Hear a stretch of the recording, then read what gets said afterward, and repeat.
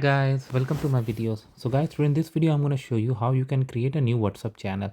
Before I proceed further, if you're not already subscribed to my channel, please go and subscribe right now.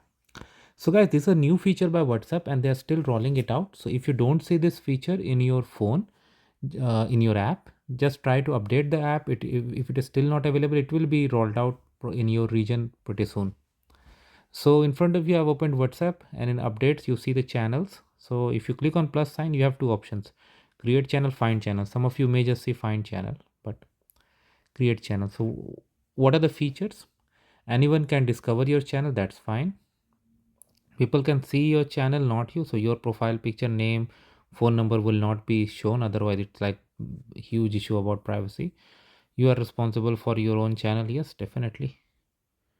Continue. uh it's a name, so I'm gonna put a name, helping all.